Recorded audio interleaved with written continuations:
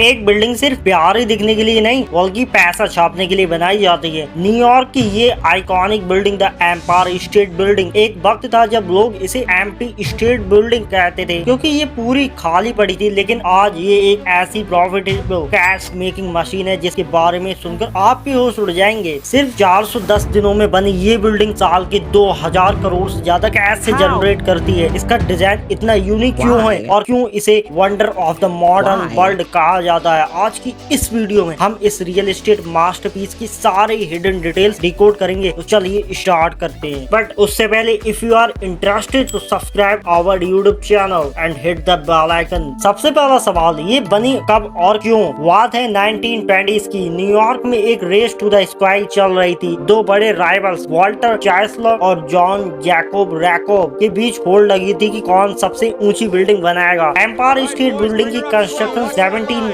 मार्च 1930 को शुरू हुई थी और शौक की बात यह है कि ये सिर्फ 1 साल और 45 दिन में बनकर तैयार हो गई। इमेजिन करिए, हर हफ्ते 4.5 फ्लोर बन रहे हैं। इसका मकसद सिर्फ ऊंचा होना नहीं था बल्कि ये दिखाना था कि अमेरिका का कंस्ट्रक्शन पावर कितना स्ट्रॉन्ग है even the great depression. Second question, इसका डिजाइन इतना यूनिक क्यों है? इसका स्टाइल है आर्ट डीको। आपने इसके टॉप पर जो लंबा मस्ट देखा है ना, ओरिजिनल प्लान के मुताबिक वो लिम्स यानी कि एयरशिप को पावर करने के लिए बनाया गया था। हालांकि वो आइडिया फ्लॉप हो गया लेकिन वो स्पायर आज भी बिल्डिंग की पहचान है। प्लस इसका टैरेट डिजाइन यानी कि जो बिल्डिंग ऊपर जाते जाते पतली होती रहती है वो सिर्फ स्टाइल के लिए नहीं था। न्यूयॉर्क के पुराने जोनिंग लॉस के हिसाब से बिल्डिंग का ऐसा डिजाइन करना जरूरी था ताकि बीच रोड पर सनलाइट आ सके। इसी वजह से इसे ये आइकॉनिक शेप मिला जो आज भी ट्रेंडिंग दिखा है। और अब सबसे बड़ा सवाल, how does it make so much money? ये बिल्डिंग एक फाइनेंशियल जीनियस का काम करती है। इसके अर्निंग के 3 मेन पिलर्स हैं। सबसे पहले द ऑब्जर्वेशन डेक। आपको लगता होगा कि बिल्डिंग ऑफ रेंट से कमाती है, गलत। इसका सबसे बड़ा इनकम सोर्स है इसके 86 एंड 1-2 फ्लोर्स की ऑब्जर्वेशन। हर साल तकरीबन 4 मिलियन लोग यहाँ व्यू देखने आते हैं। एक टिकट की कीमत 44 से $80 होती है। सिर्फ टिकट से ये बिल्डिंग हर साल 100 मिलियन यानी कि 800 करोड़ प्लस से ज्यादा कमा लेती है। It's like a tourist trap that everyone loves. Second है ऑफिस रेंट। इसमें 2.7 मिलियन स्क्वायर फीट का